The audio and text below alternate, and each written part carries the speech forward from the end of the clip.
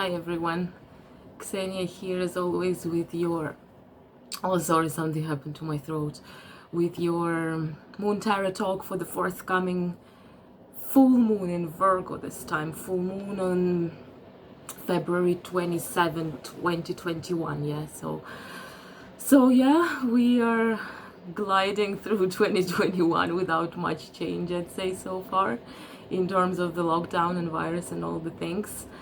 And Virgo full moon, Virgo in tarot is a hermit, which we're going to talk about today. It gives us an example of hermetism and of seclusion, which lots of us are in at the moment. So let's start, I'll have the chart here as I promised to last time. Let's quickly start with what's happening in this lunation. I'll read from my notebook. So full moon in Virgo, February 27. It is happening at 8:17 a.m. Universal time. So that's our time in London or in Ireland. And if you want to count what time it happens in your part of the world, you need to go to some, time converter to see what 8:17 a.m. GMT would mean in your time zone. The moon is in Virgo at 8 degrees Virgo, opposing the sun, obviously. Yeah, every time we have the full moon, it means that sun and the moon are in opposition, so the sun shines brightly on the moon, hence we see the full moon. The sun is at 8 degrees Pisces. The moon at 8 degrees Virgo trines Uranus at 7 degrees Taurus. That's quite a nice aspect, right? Because trining is a nice aspect. It's a beneficial aspect. And Uranus, he's a big player in this year in general, because the permanent transit, the one that we are going to have for a long time, is the square between Saturn in Aquarius and Uranus in Taurus. And it is such a symbolic square in a way, because Saturn represents everything old, outdated. It stands for old people, for tradition, rules. Saturn rules Capricorn, right? And Capricorn is a very conservative sign.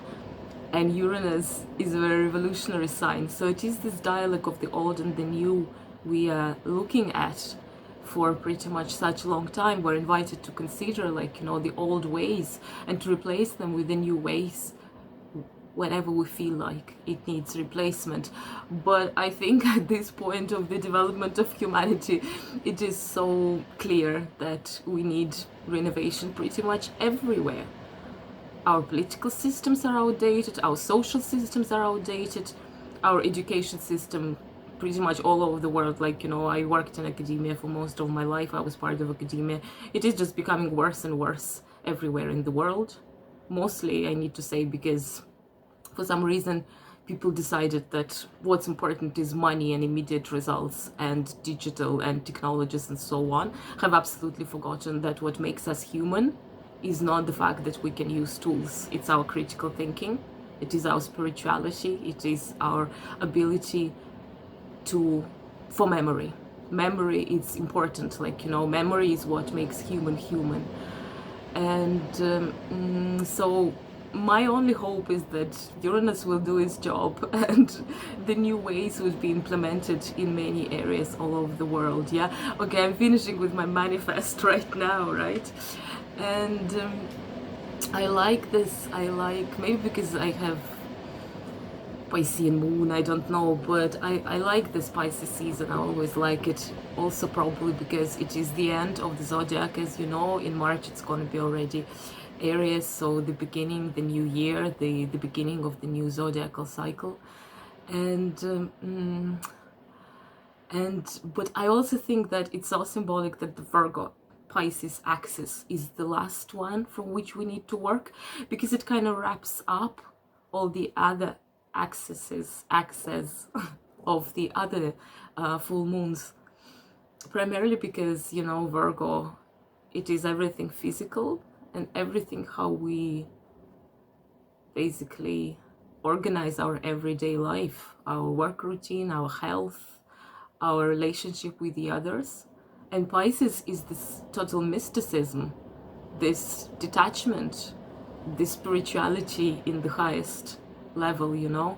So it is interesting to wrap up the zodiacal cycle with thinking about those overarching topics of how we, sorry for the pathos, but how we reconcile the fact that we are incarnated in flesh and blood, in mortal bodies, but we are eternally beings of the spirit, you know. That's I would say the big question mark of the human existence in general, like, you know, that's what all philosophers are thinking about. That's the main conundrum of human's existence, this dichotomy of imperfect physical compared to perfect spiritual, you know. We are invited again to think of it. So let me look at my notes. Yeah, what did I want to say? Yeah, to continue what I was telling. Virgo as such is probably, as we know it, as a detached concept, is the most Christian symbol, the most Christian zodiacal sign of all. In terms of that, the ethics and logic of Virgo is and even the symbolism of Virgo is very Christian, you know, in a way, like, you know, it's very what we find in gospel, like. And yeah, obviously, even the name Virgo, yeah, we immediately reconnect the name of the zodiac with Virgin Mary. And when we think of Virgo, the time of Virgo sun, it is the time when wheat is collected, yeah, from the fields. It's the time of harvest. And I don't know if you know it or not, but obviously, of course, the whole legend of the birth of Christ is related to the cycle of the life of the grain, you know.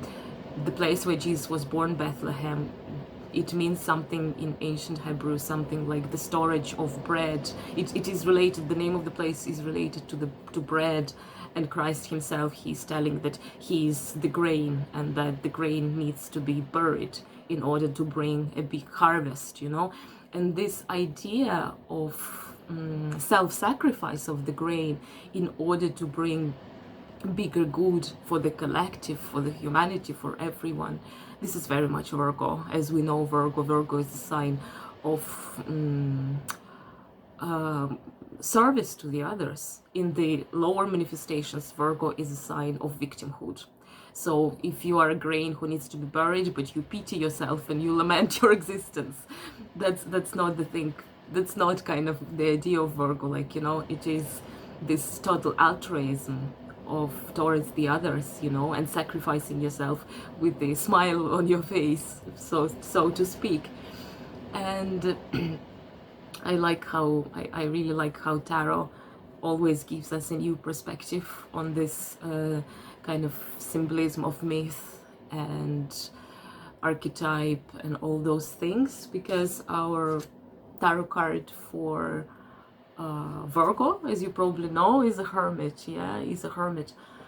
And so it kind of very logically continues this topic of Christian connotations, you know, which somehow are attributed to the Virgo as a zodiacal sign.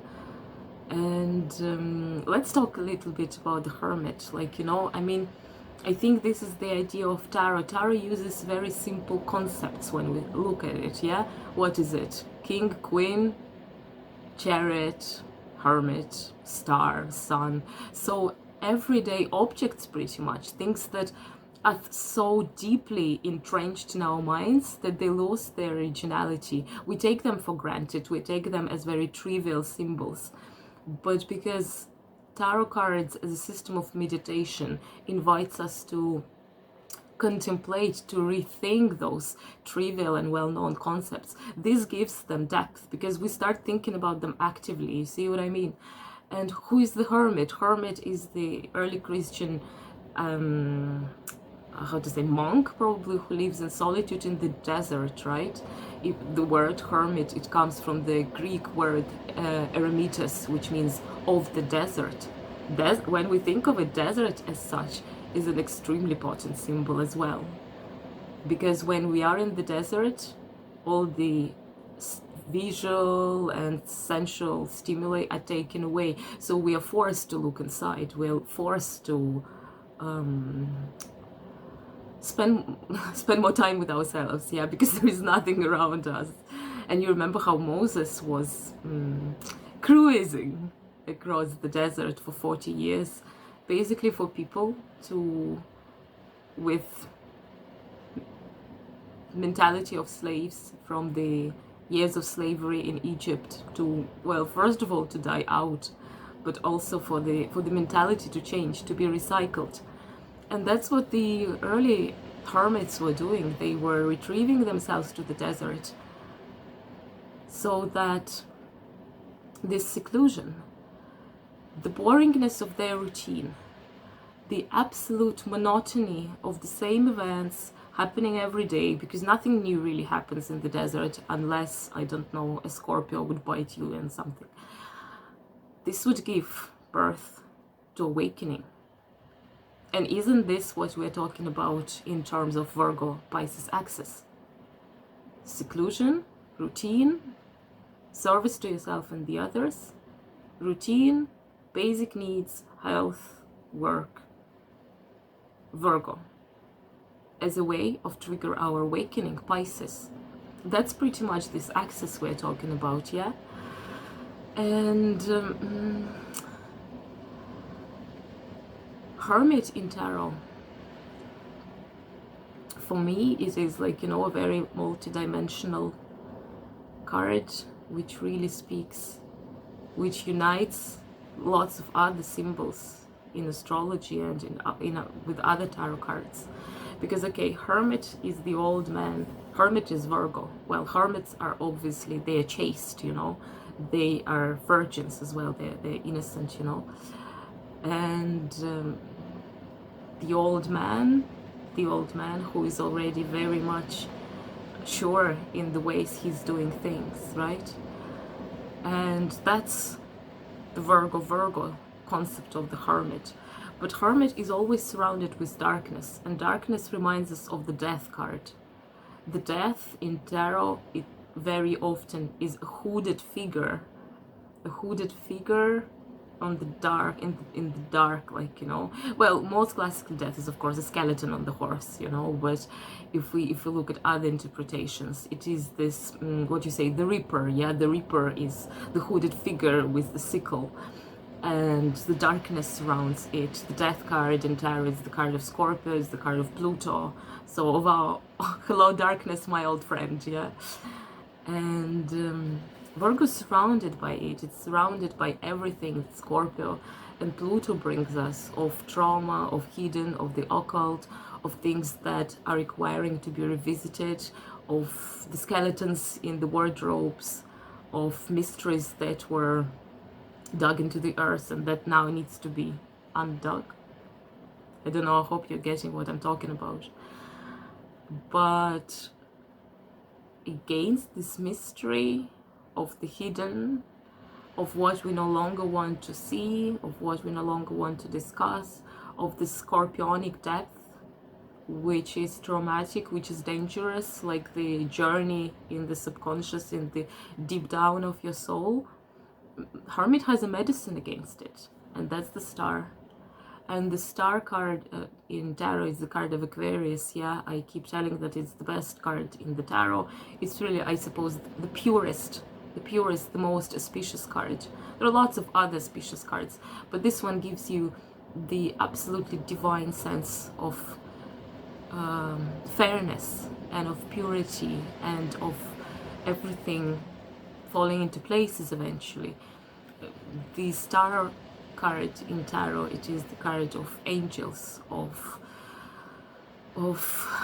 divine help, of alignment, of faith, of surrendering to your destiny, of trusting in the divine, of knowing that you are where you're supposed to be, that things will turn out to your highest good for you, you know.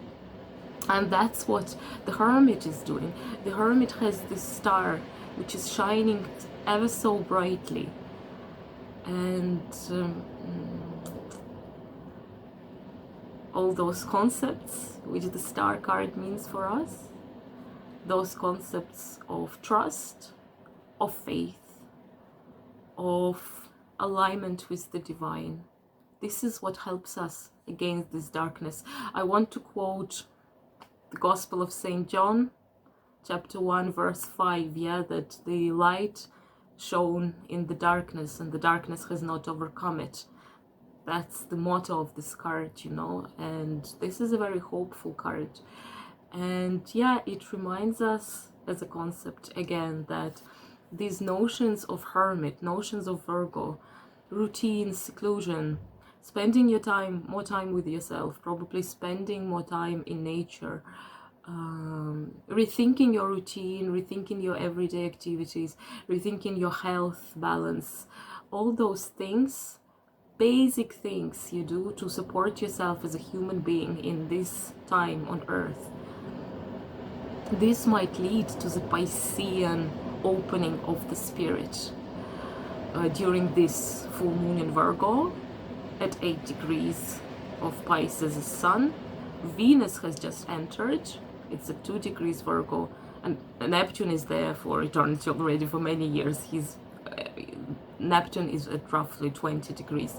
So they're not really conjunct. They're pretty much scattered across Pisces. But nonetheless, they're together there. Like, you know, the planet of love, the planet of pleasures, and Neptune, the planet of poets and the planet of inspiration, and the deep sea of the subconscious and of the depth of your souls and so on. They're together there during this new moon, full moon, sorry. And Pisces shines for us like this bright star and helps us to illuminate the darkness, like, you know.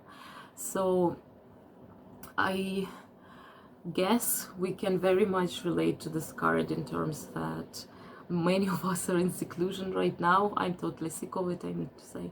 It's super difficult by now. We've been in Ireland in lockdown for almost a year, to be honest. So the rare days when we were allowed to go to the shop or to the cafe, they were so minimum that I barely remember them. All I see is just being a hermit in my room, you know. But it's extremely difficult, yeah. But Virgo reminds us again that when we're sitting alone in this seclusion, we are prone to temptations.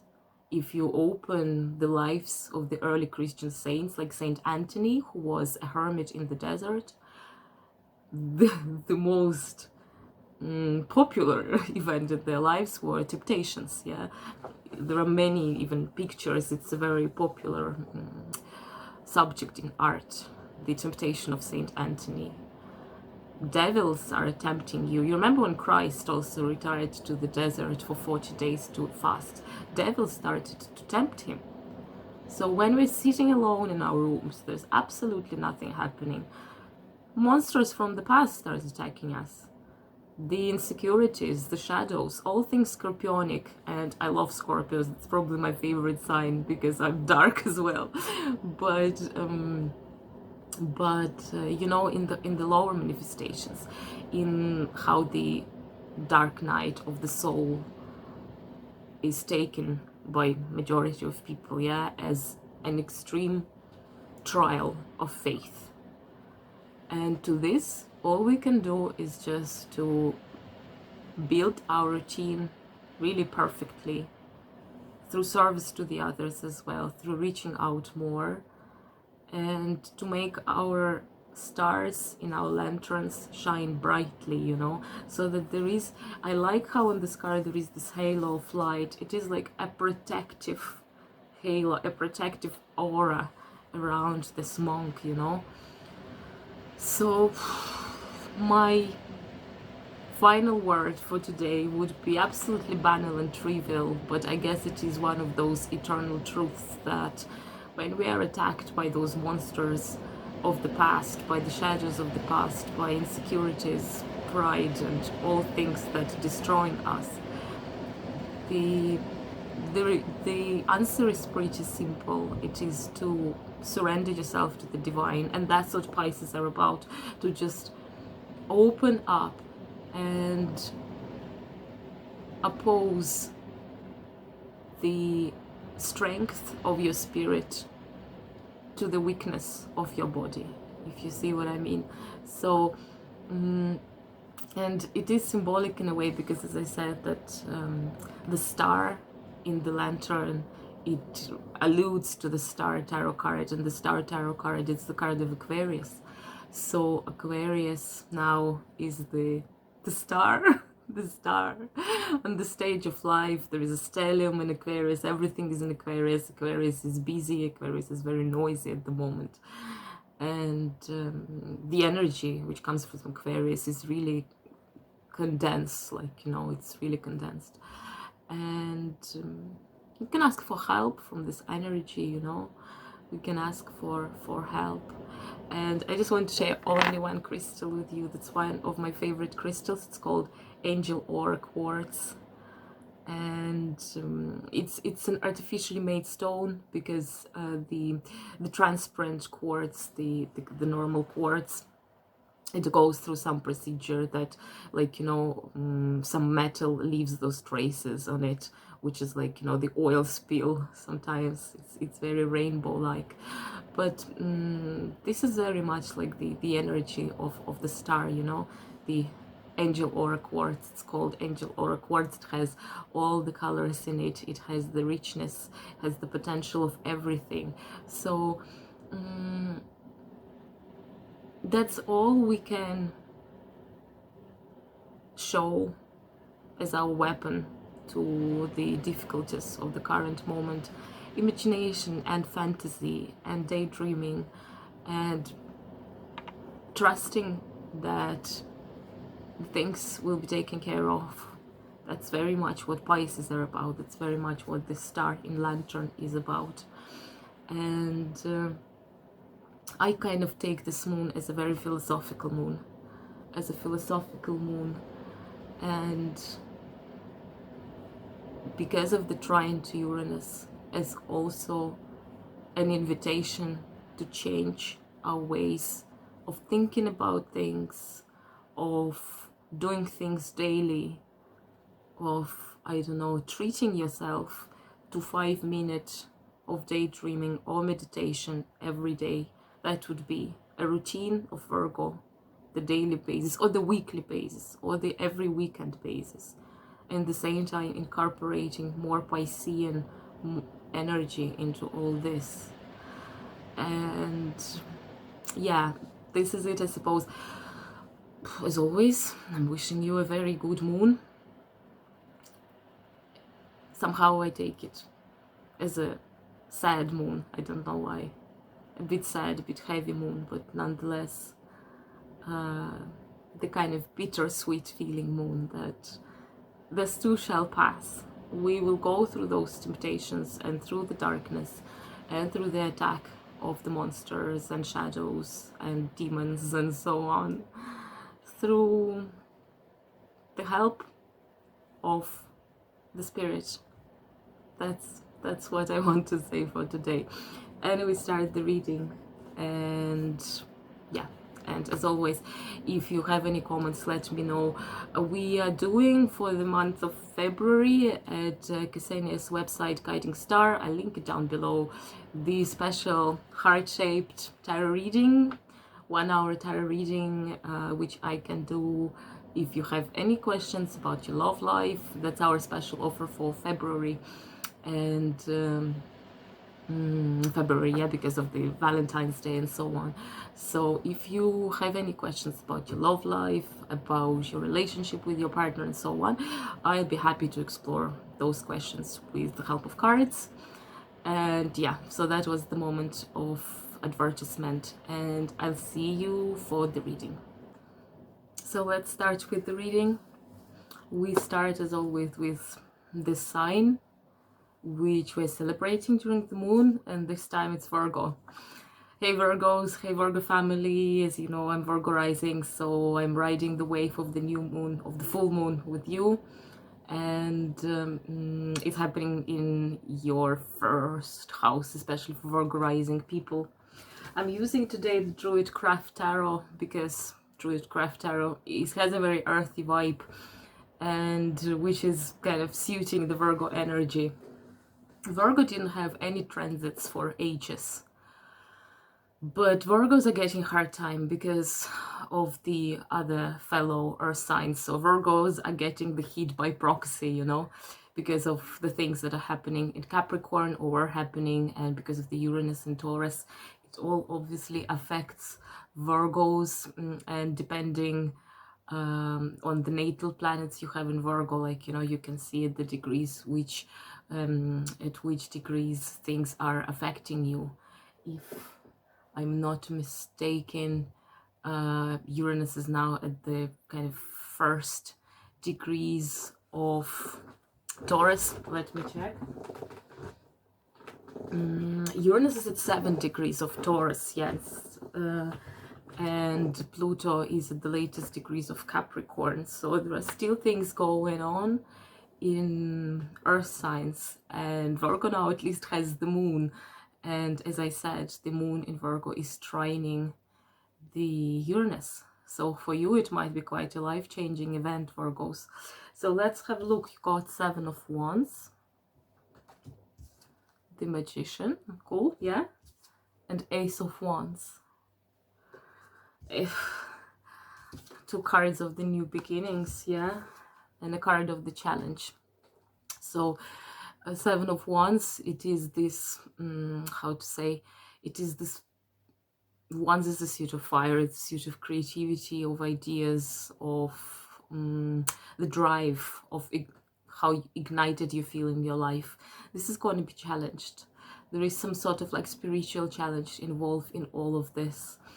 Probably it is related, because you got 2 cards which mean the new beginnings. It is related to the fact that you feel that the cycle has come to an end and you need to reinvent yourself to fit this new beginning which is about to start in your life.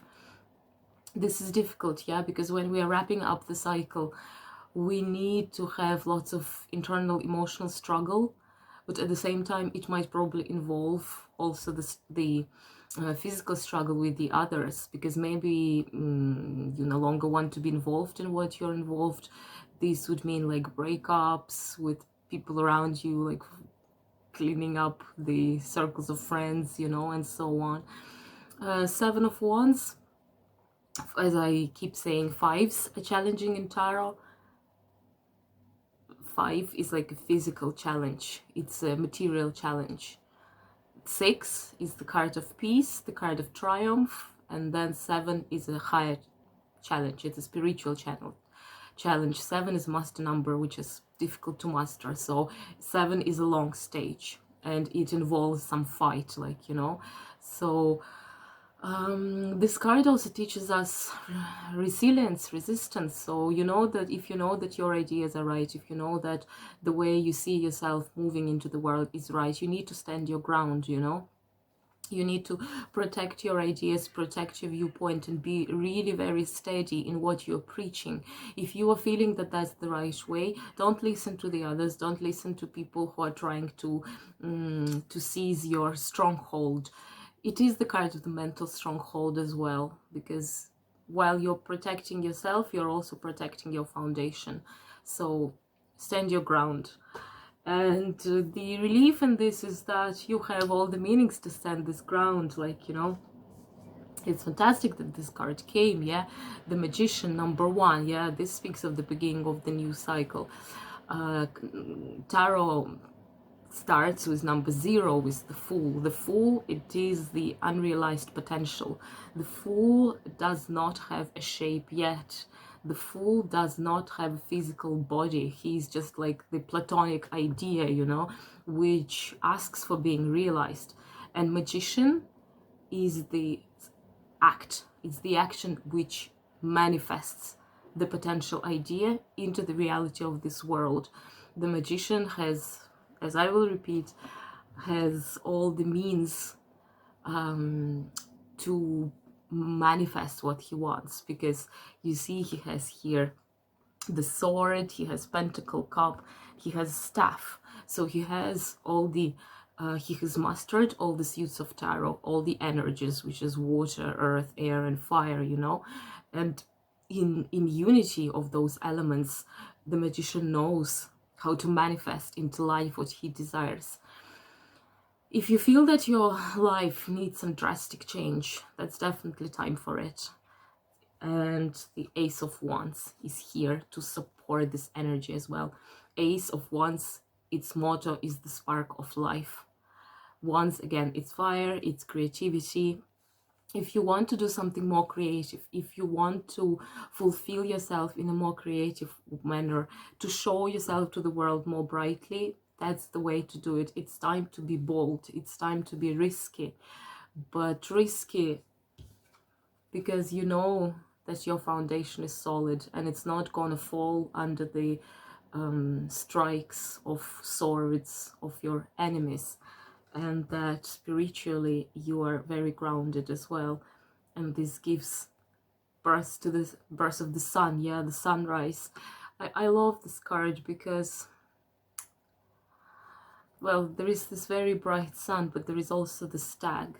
And the stag in Celtic mythology, it is the spirit that invites you to go beyond. It is a very famous kind of, how to say, line of the narrative, yeah, that the hero during the hunting would see a stag who would be eluding, who would be running away, and the hero starts pursuing the stag and then finds himself in the other world, you know, or in the totally new reality.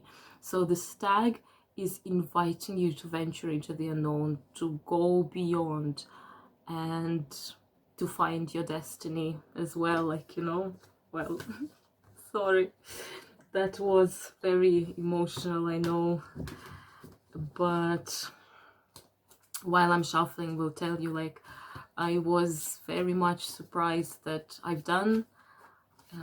was doing this week readings for the clients, yeah, and every single reading I've done had a full card, which just speaks to me that although we are all in very different circumstances, yeah, nonetheless, we all shifted as a collective because of this shift of energy into Aquarius. So we are all fools, we're all heroes about to start the journey. We need to learn new skills, we need to reinvent ourselves, reshape ourselves. That's like an overarching imperative of this time, you know. Next one is Libra, right? Libra. Yeah, Libra, October. So Libra, for you it's happening, the full moon in Virgo is happening in your 12th house. Libra's 12th house of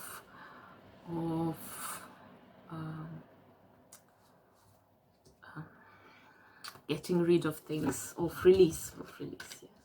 Cool. Wow. Cool. So yeah, 10 of Swords. Yeah, the completion, right? One of the most feared cards in tarot because of its macabre imagery. But like, as I always say, don't look at the picture as such. Try to think of the numerical meaning and the meaning of the energy. And Swords is the air suit, so it's air sign. It's you.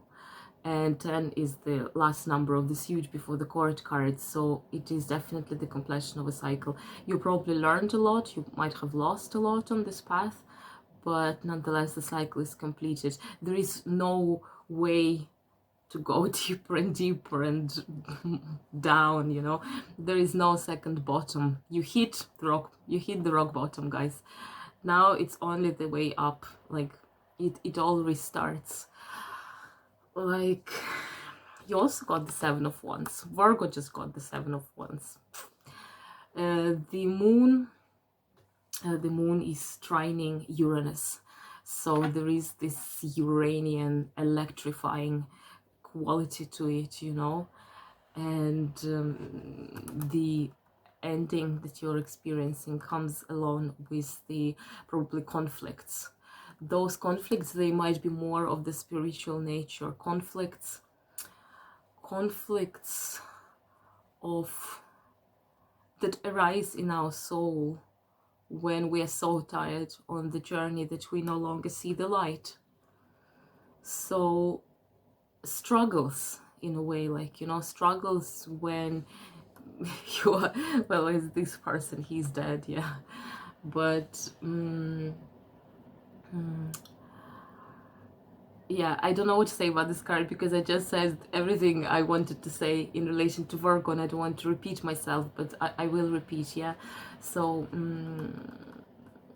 the cycle is completed with multiple losses, and in this way you need to protect what is left, protecting your own eyes and the eyes of the others.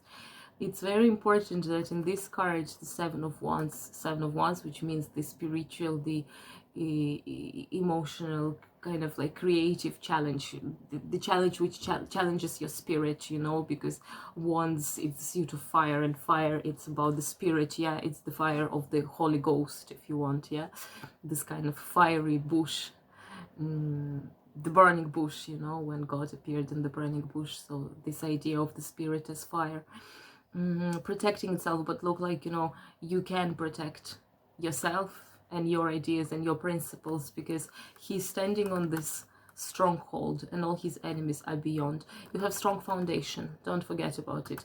Even when certain things on top of it are destroyed, you still have a strong foundations which you can protect. And this, for me, it is the energy of Virgo. Although those are wands and swords, it's not earth, but nonetheless, the moon triggered by the Uranus and Taurus and so on, this moon is very electrifying, you know, and it might bring drastic change. But the medicine comes from Pisces, yeah, Ace of Cups. Actually, Libras are getting very similar message to Virgos. Virgos got the Ace of Wands and you got the Ace of Cups. Rejuvenation of emotions, rejuvenations of your spiritual life, you know. You see how conflictual those two cards are, how sharp they are. They're like weapons on both of them. And Ace of Cups, it is just this serendipity of the waters of life flowing down. There is abundance for everyone. It also speaks of purification because it's happening in your 12th house. If you need to do a massive release, especially the release of pain, the release of trauma, the release of old wounds, like forgiveness, you know, that's time to practice some ritual, you know, because the tarot card of Uranus is Tower. Tower is this lightning that comes from the skies and burns everything. So it is time to burn, it is time to protect yourself. But then there is the Ace of Cups. It's a new emotional beginning. Those are challenging times, yeah, that's the challenge you're having here, but this will bring you the purity of heart eventually. This card is very much green, you know, green is the color of heart chakra in modern chakra theory. So it is this blessing of the heart. If you want, like, you know, meditate, if you are into crystal magic, meditate with some stones, like, you know, I have fluorite here. Fluorite, I like this stone because it reminds me of a wave. It's dark blue, purple, becoming kind of teal, aquamarine, with a little bit of white foam on top. So with like green stones to remind you of the heart-centered approach to life, you know. Maybe it's also, to be honest, an advice to retreat to nature. If you can go, I don't know, to the forest, sit next to the waterfall, or just, to be honest, on YouTube, listen to those recordings, 25 hours of waterfall, you know, all those things. Maybe this will have also a potentially calming and peaceful effect. I don't know, like, I'm not a big specialist in astrology, so I don't see a particular tragedy happening in the sky, but I somehow feel this moon is challenging, and I hope I'm not projecting my own mood. Maybe because maybe also because Virgo seems to me so lonely. There are never transits in Virgo in the past years, and finally it got a moon. But the moon is like, you know, it's, you remember how Oscar Wilde described the moon in Salome, in his play about the Princess Salome, that the moon, she's like a lonely, pale woman in the sky, wandering, like, you know, in her madness. So moon is a mystic and sad planet, you know. I hope you won't kill me for this reading in the vibe of sadness, but that's just how this moon feels, to be honest. Maybe we're all tired of this lockdown. Next one is Scorpio. Oh Christ. Scorpio, for you it's happening in your 11th house. Yeah, 11th house of friends and networks. Oh, that's cool. Oh wow. No way. Okay, Scorpio, I would say forget that it's happening in your 11th house. From 3 cards, you got 3 major arcana. And if you're not into tarot deck consists of 2 collections of cards, if I may say so. Major arcana and minor arcana. Minor arcana, they are same as playing cards, so there are 4 suits. And major arcana, they're like the mystical keys, you know, the additional set of cards. And when we do readings, we see about the proportion. The more major arcana you're getting, the more important and life-changing your reading is. You got 3, and all of them are amazing. Scorpios, you're gonna write this.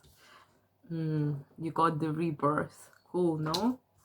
The Lord, Emperor, and the Wheel of Fortune. Unreal. I don't know what to say. For me, this speaks of responsibility. Very much the responsibility for your new life, you know. First of all, rebirth. I don't know why you're blessed with this, but for you it will play strongly.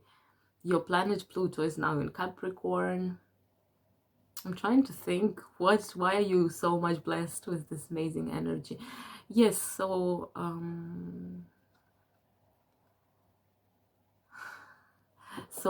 for card number 20 in traditional deck, it's Judgment. Yeah, it's the Judgment Day.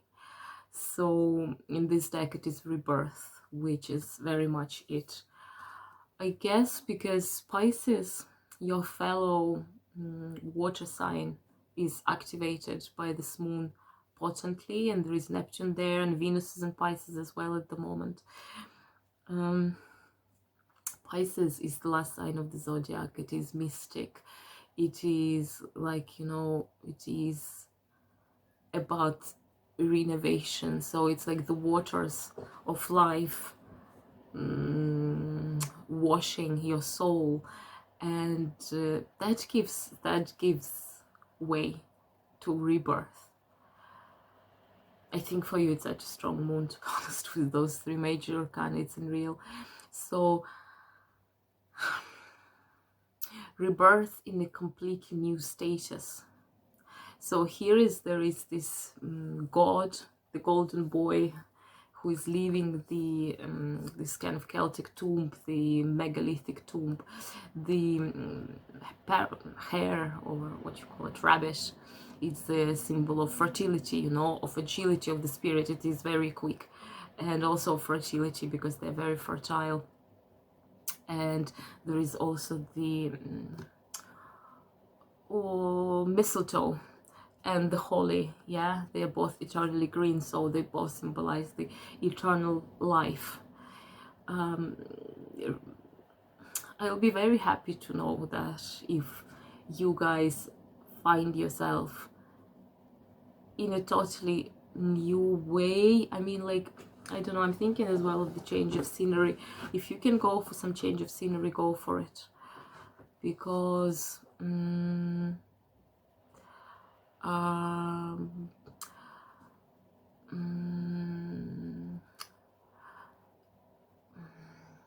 sorry, I'm a bit overwhelmed, to be honest. Because when you're reborn, you go from one place to another, like, you know, so, and all the ancient rituals which symbolize rebirth. So those are the initiation ritual. They, by the way, they imply the initial isolation and then the release in different circumstances. So maybe that's what you can do, either spiritually or physically, like, you know, if you can go somewhere else and change the scenery and reconsider, think, and make yourself think in a new way, to something to simulate the rebirth, like, you know, something to give you new perspective on things. And in this rebirth, I feel like you are invited to take much more responsibility in your life, a much more grounded, much stronger position that you used to have. The game, like childish games are over. It's time now to play big, like, you know, to risk. The Lord, he's like the Lord protector. It's the Emperor card. The Emperor card is Aries. Aries is all about drive and movement and action, you know, so probably that's what it is speaking about. Fantastic, like absolutely fantastic. So the baby is reborn and the baby grows up to become a lord, and it makes sense because when we're speaking about rebirth, it's not birth, it's rebirth, it means that you're born again and again. Your soul is wise, so you can, the soul grows in this lifetime and can adopt different roles, stronger roles, more influential roles. So it feels for me like a very big breakthrough. It might involve some massive change because the Wheel of Fortune is the card of Jupiter, and Jupiter is the big benefactor, you know. But the Wheel of Fortune, although it is very auspicious, it also shows that the circle is rotating. Again, it speaks, to be honest, of the end of the cycle, and rebirth speaks of the end of the cycle. And the Lord, it's one of the first cards that speaks of the renewal of the cycle. And Lord in tarot, it is the card of Aries, and Aries is the first zodiacal sign. So in a way, you got 3 cards which speak of the just basically renewal of the cycle. I don't know why this full moon in Virgo is so karmic. Everyone is getting those messages about the end of the cycle and the renewal of the cycle. Let's see if someone gets the Death card, which is like the massive release and the beginning of the new. But so in case you are looking for the sign from the universe, if you should start a bold, bright, beautiful new beginning, your answer is yes, because that's just unreal. Just look at this.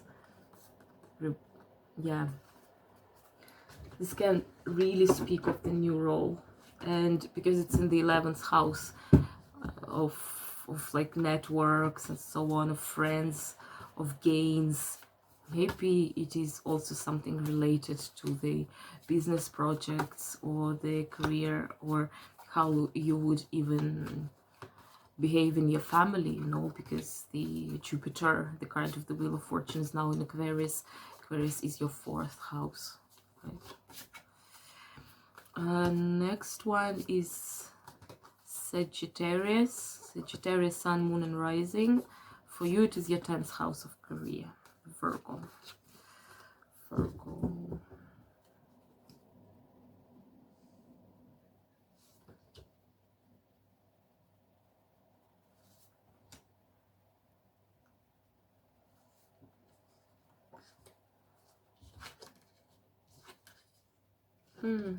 Cool. You got the High Priest, Taurus card. 6 of Wands and 6 of Swords.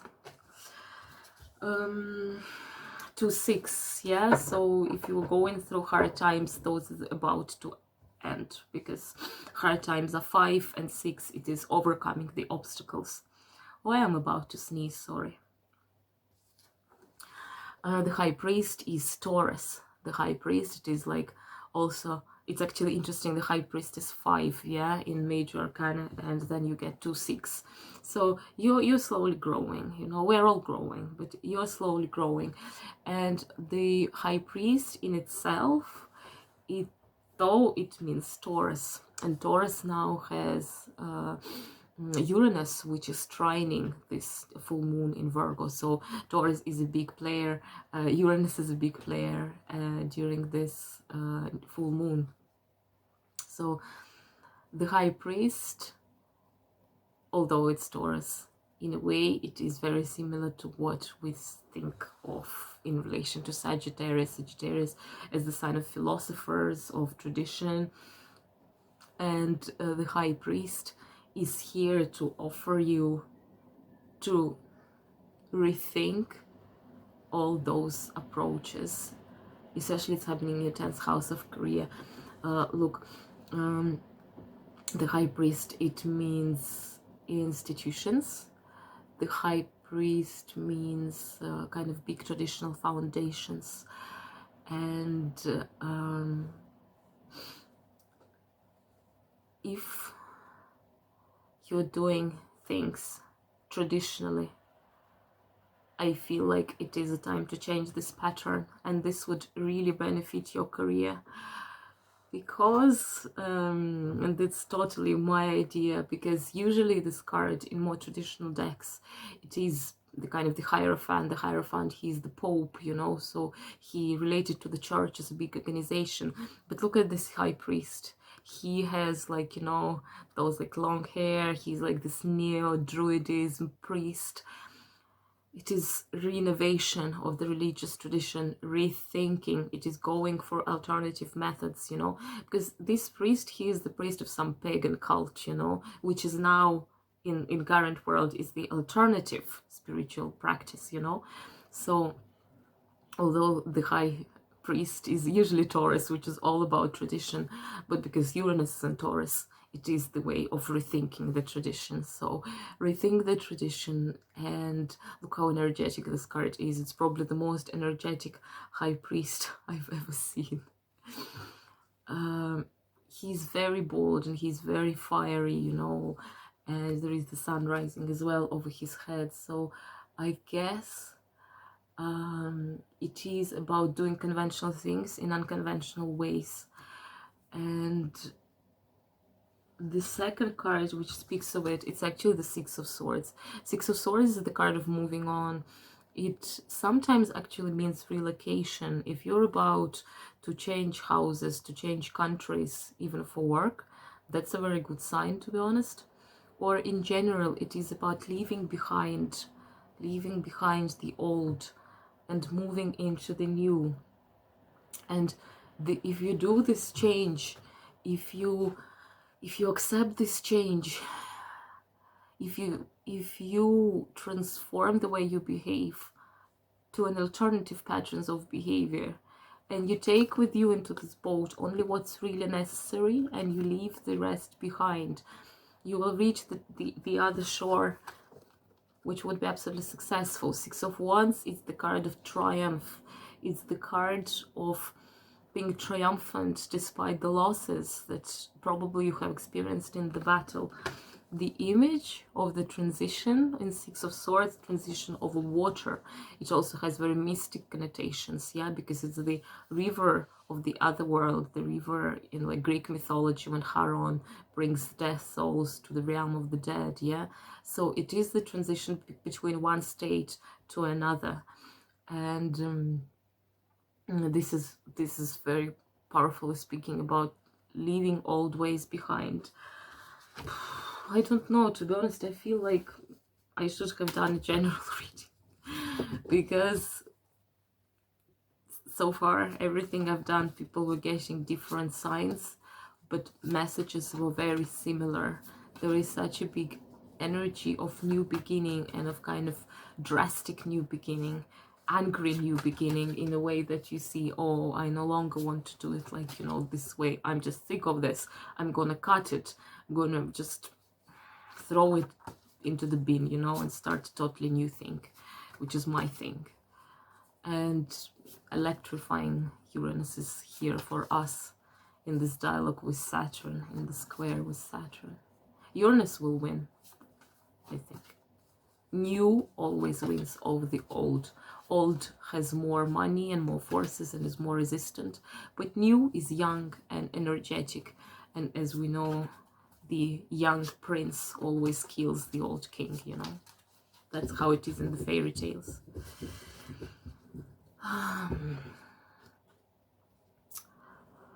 Next one is Capricorn. Capricorn, for you it is the 9th house. Yeah, Virgo is your 9th house of high learning, of the quest, of 9th house. Who is our 9th sign?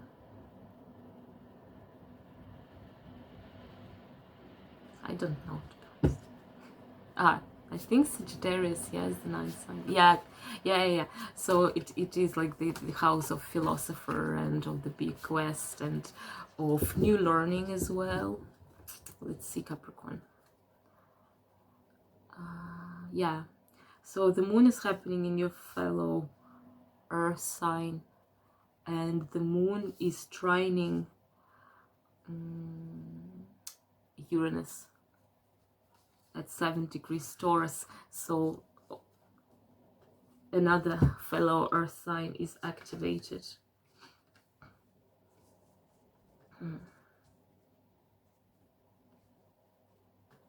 You got lots of swords. Makes sense to me because it's the house of learning, so it is the house of mental activity. You got 5 of swords, King of Wands, and 7 of swords. 7 of swords also speaks of unconditional ways of thinking, yeah. So 5 of swords, again, as I was telling, 5s are very challenging. I guess it is repeating in all Capricorn readings I've done that after all this big energy shifted to Aquarius from Capricorn, and Capricorns are left only with Pluto, who is still doing the job at the latest degrees of Capricorn, obviously affected those who have rising or sun sign or moon at the last degrees of Capricorn. Eventually we survived. The battle is won. 5 of Swords, it is the winner of the battle, but it is the bittersweet feeling that yes, your opponent, your adversary is living in shame, you're triumphant, but although you're happy that you're still here, it is a very bittersweet feeling. It is not a happy victory. 6 of Wands is a happy victory. 5 of Swords is an unhappy victory. A victory, it is like, you know, it's called Pyrrhus victory. Pyrrhus, he was Greek, I think, soldier, a Roman soldier. I'm not sure, sorry for that. And he won with such big losses that he said, one more loss like this and we are done. Like, you know, it's better to lose than to have a victory like this, because they won with lots of sacrifices. And so it became an idiom, like, you know, the Pyrrhus's victory. I don't know, to be honest, how it's in English, so I'm just translating. And 5 of Swords is about it. It's about winning and having no satisfaction. Probably you put lots of effort in reaching something, and then when you reach your goal, you figure it out that it wasn't worth it, that it didn't make you happy at all. That's fine. This can happen. That's fine. That's part of our path here on Earth, right? We tried. You tried. It didn't bring you where you were wanting to go. That's fine. But then you have the King of Wands. It probably brought you stronger to yourself, brought you stronger to the ground, because now you know what you definitely don't want. Now you know how it feels to not have what you wanted. Now you know how it feels to have all this energy being stirred and being in a cooking pot for so many years, you know. The king, the number of the king of the Lord in the major arcana is 4. 4 is the number of earth. A table has 4 legs, so it is about stability. It is about being grounded. Although it's a King of Wands, King of Wands can be Leo, Aries, or Sag, and it's happening in your house of the Sag. It's happening in your 9th house.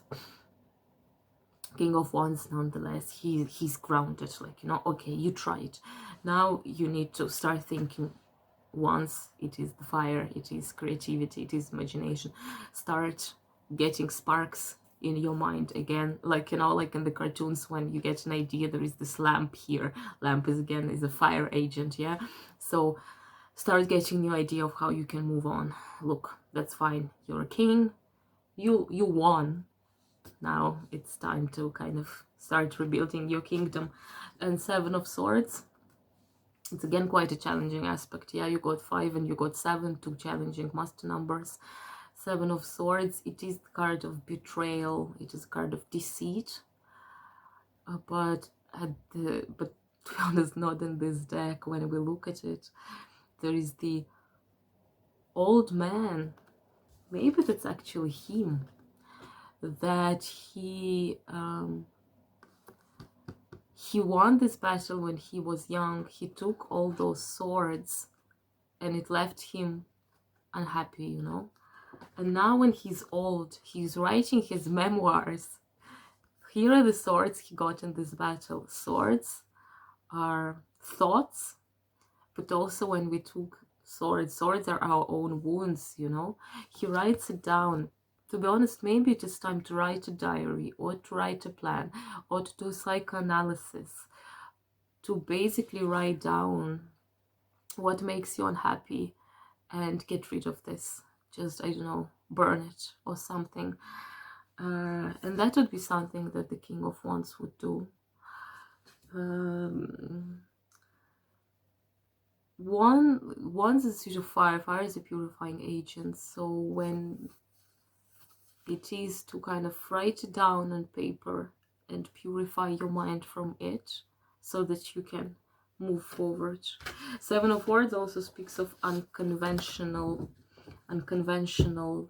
ways of thinking about things, like, you know, so if you were always doing things the same way and they only brought you bittersweet feelings and victories which you don't consider victories, then probably what you should do is to change your approach to things, to start doing things in a completely different manner. So it is also very revolutionary. You see, Uranus is really strongly involved in all this, in this full moon.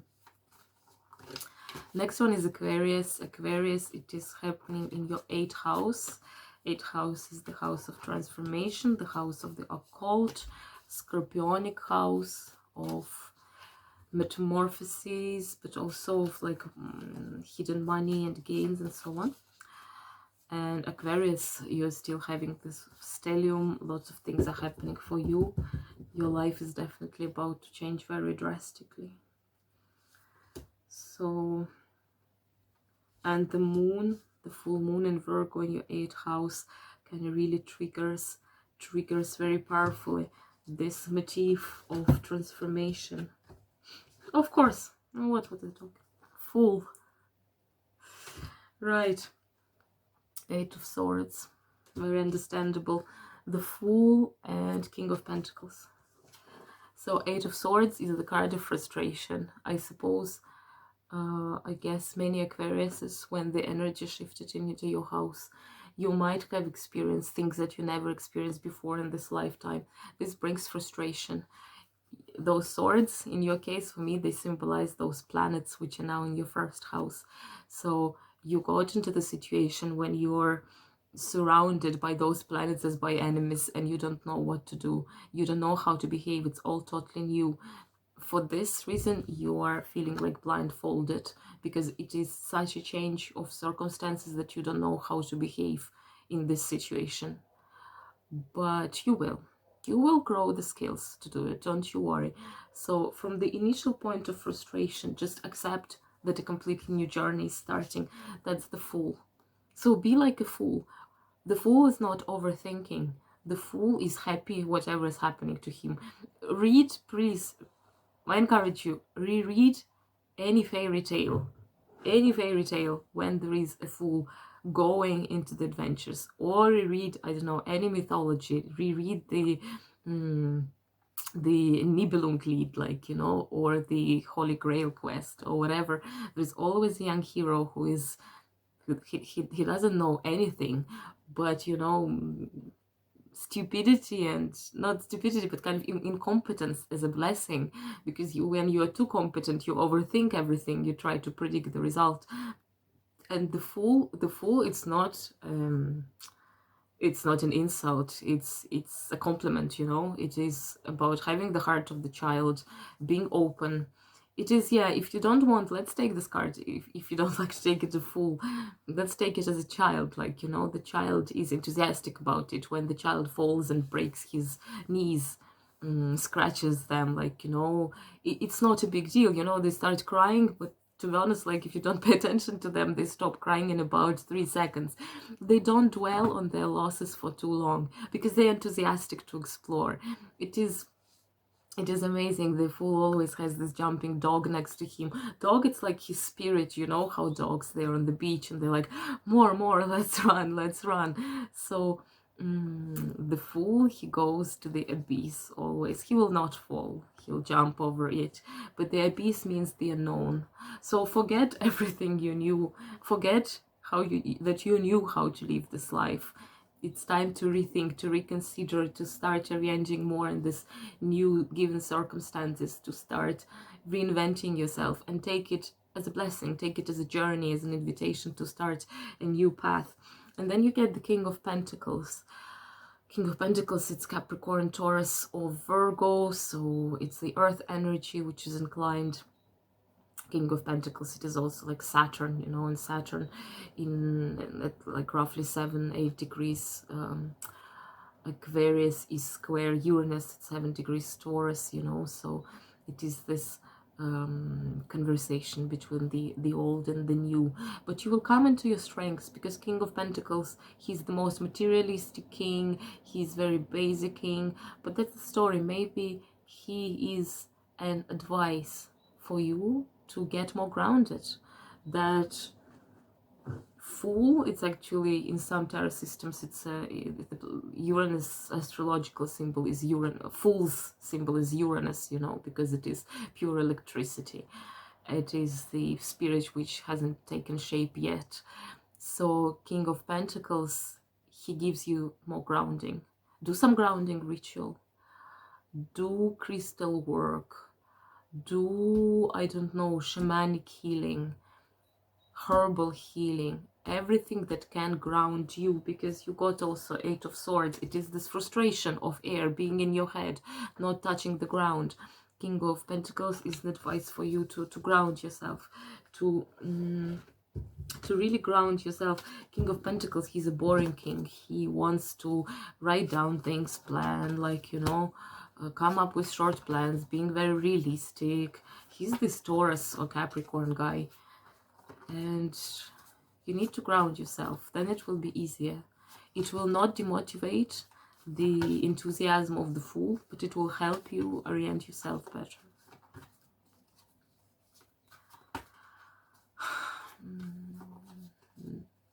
Next one is Pisces. Yeah, Pisces, for you it is your 7th house of partners. Yeah, so Pisces, you have now Venus only entering your sign in about the same time as the full moon is happening. You have Sun. Happy birthday, Pisces. We will do the new moon and Pisces next time. I'm a Pisces moon. I love Pisces. And Pisces, let's see what's for you during this full moon in Virgo.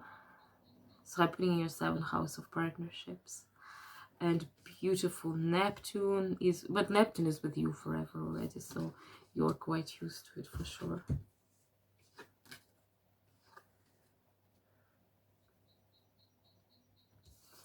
So you got 5 of Swords. Capricorn also got 5 of Swords, I think. Strength and 6 of Cups. So I wouldn't be surprised if this moon would trigger some changes in your 7th house. 5 of Wands, it's the card of, as I was talking in Capricorn video, you can go probably check it.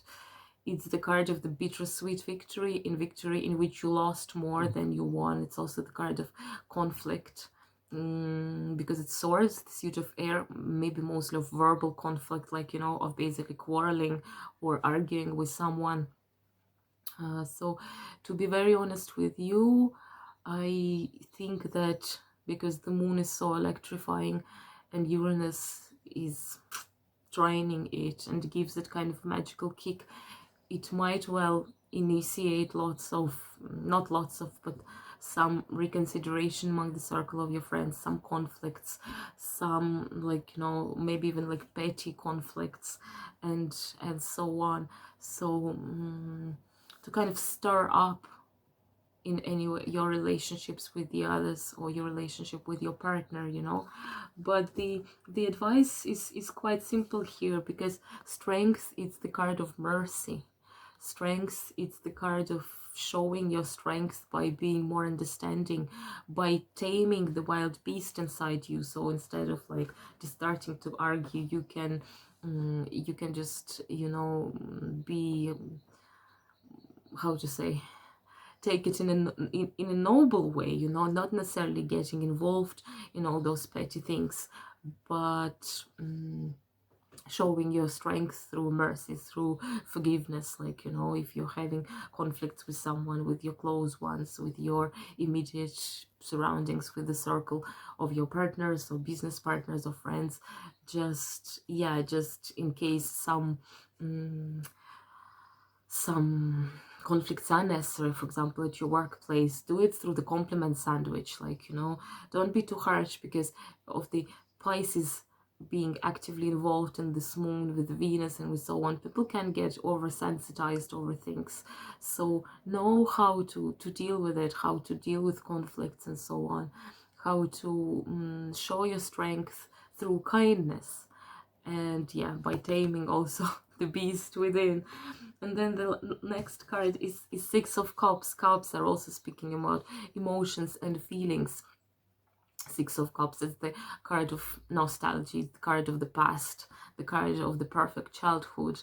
But maybe that's the advice how you should deal with people these days around the full moon. Basically, to treat them as a parent would treat kids, like, you know. And if you think that this is a rubbish advice, in all fairness, this is such a Virgo advice, and at the same time it is exactly this service to the others which can lead to your own awakening. Because when you don't give yourself to those destructive emotions of like agitation and irritation with someone, when you treat other people like loving parents would treat children, with mercy, with compassion, with like, okay, they screwed something up, but look, they're kids, they will get over it. Especially at your workplace, you know, if that's something, this would bring you as well immense positivity and spiritual peace and spiritual growing as well, because you will know how to restrain your mind from becoming like a fiery wave. You will know more how to structure yourself and limit yourself, but in a good way. Yeah, restrain yourself, but in a good way. And Pisces and Virgo axis is activated. So the question we're asking ourselves is that, what can I change in my routine, in my everyday interactions to reach spiritual awakening? And your card is Strength. Strength is actually the card in Leo, yeah? It's a Leo card. So, and Leo is like this. Leo is a king, Leo is a queen, so it is about taking care of your surrounding the way a faithful, no, maybe not faithful, like a good ruler would, like, you know, treating people with compassion, listening to their concerns, and so on. So yeah, I wouldn't exclude some conflicts. Oh, at the bottom we got the Hermit. Yeah, we got the Hermit, we got Virgo. It's very symbolic that it got at the bottom of the deck for Pisces, because obviously Pisces is a big player of this full moon as well. Okay, next one is Aries. Aries, for you it's happening in your 6th house, in the Virgo house. Virgo is your 6th house. Yes, that's true. You are, because you're the first sign, so everything fits for you. So it's the house of routine, the house of health, as you know, of all those daily mundane tasks. And yeah, so what's in store for Aries? Aries, soon we will be celebrating you with the beginning of the new cycle of the zodiacal progression. Cool. Cool. 3 of Wands. I love this card, such an amazing card. Princess of Pentacles, which is Virgo, and the Lord, which is you, Aries. Aries, you came into your own reading, yeah? So for me, how I see those cards, you know how maybe you know in certain religious systems there are those practices of renewing the vows. So for example, monks in Catholic denominations, they have this kind of ritual of renewing, repronouncing the vows they gave when they became novices. Same it exists in for married couples, you know, on certain days they might kind of like re-go through the vows that they gave each other at the altar when they were getting married, you know. So for me, this moon for you, it is like this renovation of vows, you know. So basically, again, what I was talking in the introduction, especially when we're talking about Virgo, because Virgo is everyday routine, everyday task. We get so used to this that we no longer question it. We no longer ask questions. We take everything for granted. And in order to give those concepts freshness, we need to renew them. We need to renew them. We need to look at them with the new eyes, as if we're seeing them for the first time. So it's not for you necessarily about changing your routine, although the full moon in Virgo is trining Uranus, which is very revolutionary. So you might want to reconsider totally your health routine and your daily routine and the balance of work and private life. You're totally invited to do this. But for me, it is more like the recycling, you know, the renewal of the everyday routine. Even if you don't change them the way you do it, you might also always think of them of something new, kind of renew them through your attitude. You got the Three of Wands. Three of Wands is the card of spring, and we are now entering spring in northern hemisphere, yeah. So it's the card of the first sprouts of new ideas blossoming. So this is a youthful card. This is the card of renovation. That's kind of the renewal of nature in spring. So like if you do the renewal of your daily routines, this would bring you some fresh air. That would bring you the fresh perspective on things. And again, the Princess of Pentacles, yeah, that can be Virgo, Taurus, or Capricorn. Of course, she's here because it's Virgo. Virgo is your sixth house, and Virgo is sixth house. And princesses in this deck, they are pages. Pages, they're always portrayed as kids. That's the first court card. They're young, they're enthusiastic. And you know how kids, you give them the most boring, idiotic task, but because for them everything is new, they take it as an adventure. Like when you ask kids to, I don't know, do the dishes, or kids are helping you baking. Like, I don't know, I hate cooking, for example, but when I was a kid, I loved cooking, you know, because it was new, it was an adventure. It was, everything was like doing for the first time. So that's kind of like the vibe, you see, maybe doing all things, but take them as if you're doing them for the first time. It might seem really stupid and naive, but it is a good exercise even when you're going the same road to work every day, like, you know, for 100th time, to try to notice something new. Like, you know, there are always new people around you. Things are changing, but things remain the same. And you know how they say in psychology that apparently if we do the same, like, road to work, brain works in such a way that it kind of has the picture, the imprint, the blueprint of this map in your head. So when you look at things around, you're actually not even seeing it as it is, because your brain just kind of like supplies it with the picture already downloaded in your brain. So I hope you're getting what I mean. It's very difficult, you know, but it is to kind of like to alleviate the pressure to the brain through eyes, through visual channels. The brain partly uses the fragments of this picture which it has seen thousands of times before, you know. So the brain is lazy in this way, but we wanted to kind of give it a new kick. Maybe actually take a new road to work or something, like, you know, or just make a trip somewhere during the weekend to kind of start this, the gears go turning again.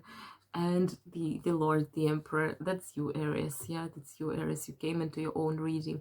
This would bring you to more in alignment with who you are, because Aries as a sign is adventurous. Aries as a sign is fiery. It wants action. It wants new things. And this moon might well bring you this and bring you more into alignment with who you are, actually.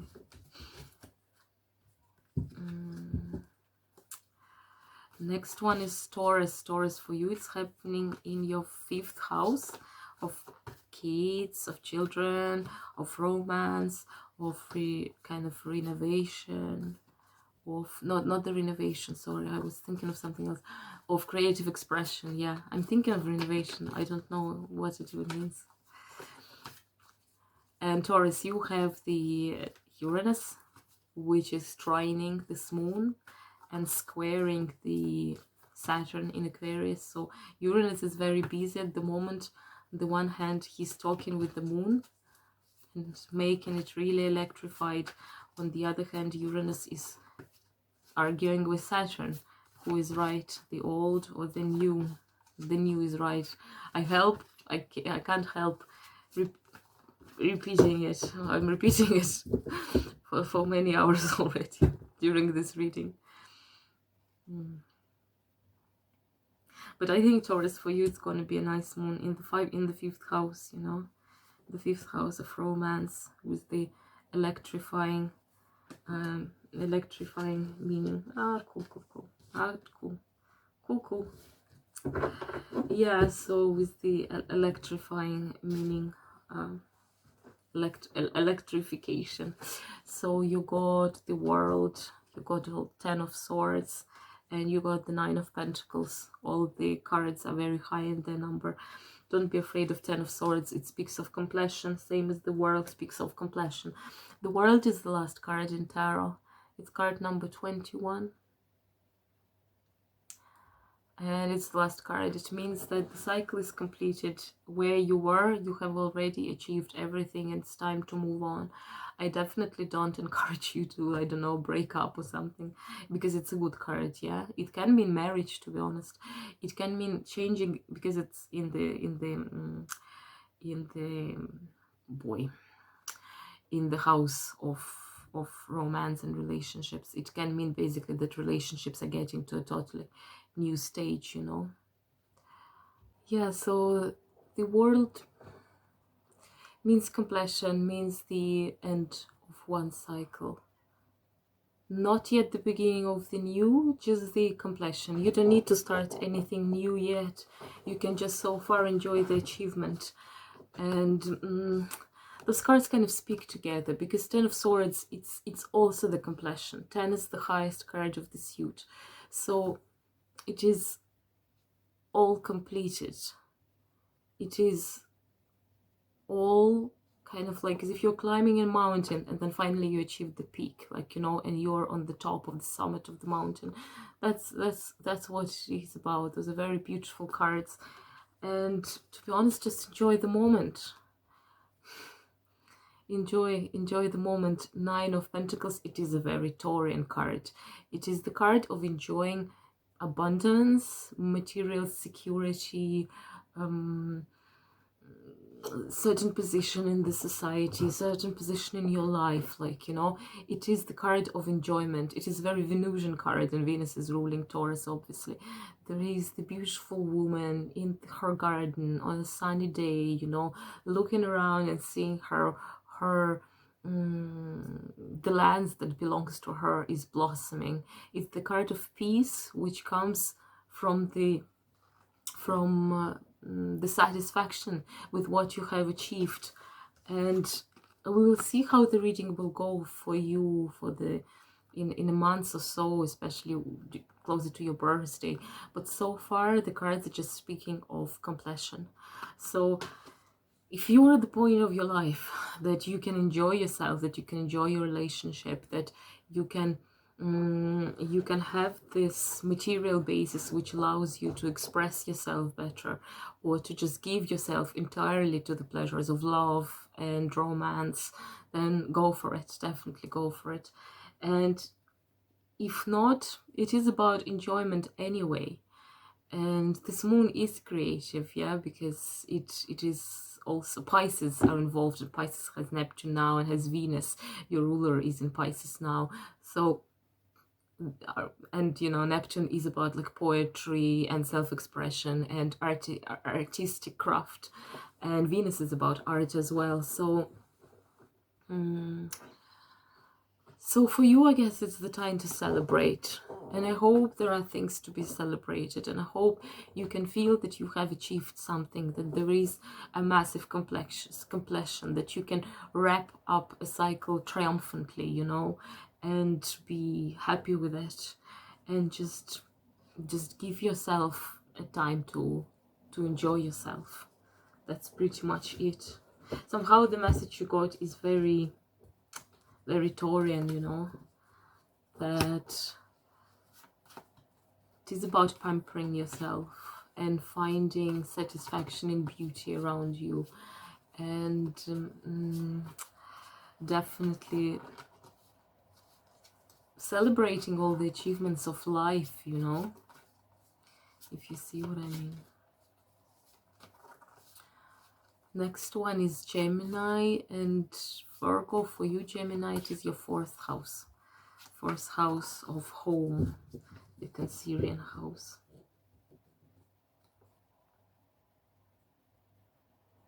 Yes, it's your fourth house.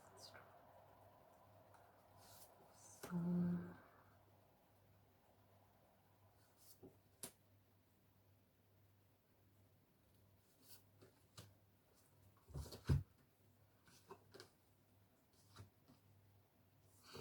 So Gemini, you got Princess of Swords. You came into your own reading.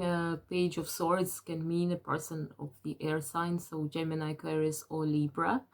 So then you got the Prince of Wands and Nine of Wands. So you got lots of fire and lots of air. And Page of Swords always speaks about new beginning, you know. Page of Swords, they represent kids, they are portrayed by children or by very young people. They represent kind of like youthful energy, the fresh energy, the energy of like how to freshen up things. So in case this is something, because the full moon in Virgo is trining Uranus, and Uranus is very airy in its nature, and Uranus is all about drastic change. Maybe it is speaking about page, so new beginnings, new way of doing things in the areas related to your house. So it is time to start doing something new. It is probably time to just, I don't know, it's spring now, maybe it's time for the big spring cleaning of the house, you know, decluttering. That's pretty much like, you know, if you want some ritualistic idea for this moon, Virgo is all about like order and routine and service to others. So maybe it is really time, I don't know, to declutter your house in a big way. So do not take all the clothes that you no longer need, bring them to the charity shop. And there is lots of air. You see how her coat, it is like flowing into the wind. So it is all about bringing more air. And when you declutter your house, when you get rid of things you no longer need, this brings space. This brings space not only to your house, but to your life as well. That's a very potent kind of idea of I don't know of what, but you can hear this idea very well, that like new things come into your life after you declutter your house, and that's very true. And maybe that's what it is speaking about. Prince of Wands, he's the fiery knight. Princes are knights in this deck, so knights, they're all about action, so you need to be really proactive. This full moon requires action for you. That's why I'm thinking about like the big spring clean and getting rid of all things and wiping all the dust away. And it can be also metaphorical. It can be about like cleaning up your relationship with your household, with your family, with your siblings, you know. But in any way, it is something about some action is needed. So if probably you will feel more quite energetic around the time of the full moon. In general, full moon, it is the fulfillment. It is when our emotions are heightened. If you have this resurge of energy, use it in a positive way, in a creative way, in a fruitful way, you know. Because you got 2 wands, you got Knight of Wands, which is very active, you got 9 of Wands, which is also kind of about the completion. 9 is the master number of the tarot. 9 is a very high in the path from ace to 10. 9, it's already like, you know, closer to completion. 9 is the last natural number, because 10, it is just 1 and 0. So 9 is the last number that has its own value. So it's the number of, as well, eternity and high spirituality and so on. So 9 of Wands, it is he already he won lots of battles. The person on this card, he's always a bit like injured, you know. Usually it has a dressing around the head, or like he has a broken arm and so on. So you have achieved a lot, so there is no need to probably strive for something bigger at the moment, but nonetheless you can be quite energetic, you know, as you are. And so look, Gemini, you're already very high in what you have. I'm sorry my camera stopped filming because it reached its potential. I'm still having technological trouble, so probably your reading dropped somewhere in the middle and now I'm picking it up. Yeah, so once again, the moon seems to be like really proactive for you. You have like a very high degree of this fire inside you, pulsing and bubbling, and you can take some action to make your environment better, more suitable for you, more suitable for your creative expression as well, because once it's about creativity. But the Page of Swords, I guess, for you is the most important card for this lunation, because how I see it for you, like, look, you're an air sign and you kind of came into your own reading, and when it happens, it always speaks of the alignment of yourself with other things, alignment of yourself with your highest good and your highest value. And we always start with the small steps, you know. We start with taking care of the immediate surroundings before we can achieve something bigger. And so go for it. Like, you know, if you want to implement some change in the matters related to your 4th house, if you want to move houses, by the way, this might be also a green light for you. Next one is Cancer. Cancer for you is happening in your 3rd house. Cancer.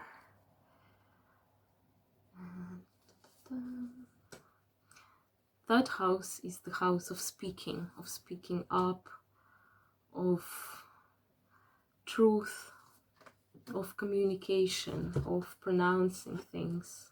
Oh, beautiful. Cool. So you got the Queen of Swords, you got Virgo, you got the Hermit, and the Hanged Man. All those taken together, like, you know, they, I don't know, I think you might like it as a Cancer. All those cards speak of retrieval, of seclusion, of slowing down things, of thinking and measuring before you cut. So Queen of Swords, she's the coldest queen. She can be a Libra, Aquarius, or Gemini, and she's extremely clear in her head, you know. Queen of Swords, she's the most assured queen, she's the coldest queen. She is so confident in what she's doing and telling, and this confidence comes from the very sober and clear mind, you know. So basically she is very sure of herself. If that's something you would like to achieve, you might want to ground yourself and to in order to reach this clarity of mind, you might want to basically retreat, because you go look, watch the introduction if you haven't done so before, because I was speaking about this card, the Hermit. It's the Virgo card in tarot, and the Hermit speaks of reaching up your mental and spiritual potential through asceticism, through retrieval, through, like, you know, the lonely existence in the woods, through, like, you know, certain retreat. If you feel that you're burnt out, that, like, you're emotionally burnt out, you definitely need to think of, like, you know, some practices that would allow you to kind of rebalance yourself and to reach the clarity of mind, which would allow you to clear up the channels related to the third house, which are all about speaking and communicating and advertising and doing business and all those things. And the Hermit as such, together with the Hanged Man, they definitely speak of some slowing down, because the life of Hermit, it means that there is a very stable routine. All days resemble each other, and through this repetition you reach the point that you no longer pay attention to this mundane routine. You focus on the higher matters, on the matters of mind, on the matters of spirit. The Hanged Man as a card, the Hanged Man, it speaks of delays, probably being a little bit uncomfortable, feeling that nothing is happening, that you hit the stagnation point. But at the same time, it is a card of two things, of victimhood and of sacrifice. So the lesson of this card is not to feel as a victim, because if you need to sacrifice yourself, then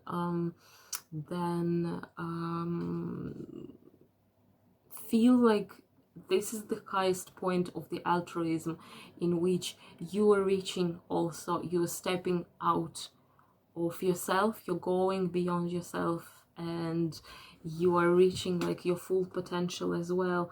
The Hanged Man, it speaks of delays and stagnation, as I said, and so on, but it also speaks of this uncomfortable position, which eventually changes your perspective. That's why he's hanging. He doesn't see the world as we're used to. It changes your viewpoint. It makes you think out of the box. And that's the ultimate goal of the Hermit as well. Like, you know, like Buddhist monks, they lock themselves in their rooms and they meditate, like, you know, for days without food or drink. Because while you retrieve yourself, while you free your mind from the internal stimuli, internal, like, sounds and so on, you are facing the truth. And third house is the house of truth. You're facing the truth, which is like, which you have deep down. You are facing yourself. You're seeing yourself for the first time. So for you, the task here, and the Queen of Swords, she's definitely the third house figure, because she can be a Gemini, in third house, the house of Gemini. For you, in order to think, to reach this point, this clarity of mind, which you will need soon, you will need this to achieve something bigger, like, you know, but you can't start anything new before you are really very well, you know what you want, so your decisions are not impulsive. And for this, you need your Hermit moment, you need your Hanged Man moment. And don't think of yourself, in case you're going through this, as a victim of the circumstances. Try to see it as a game, try to see it as the necessary step, as an adventure of its own, you know, which would ultimately make you reconsider certain points, and as a way, be more informed and more prepared to the big things which are in store for you. It's beautiful that the Virgo card came for you. Like, I don't think it came to anyone else before this Hermit card. Go listen to the introduction, please, because I described it in the whole idea of how the light of the spirit shines through the darkness of mind, if you wish, or through the darkness of the circumstances, and how it can give you a totally new perspective and a totally new hope, because the message of Hermit is a hope. And Hermit in itself, unites this axis of Virgo Pisces. So this repetitive and probably boring routine, which eventually leads to awakening. And last but not least is Leo. Leo, for you, it's your second house of money and financial affairs and self-value as well.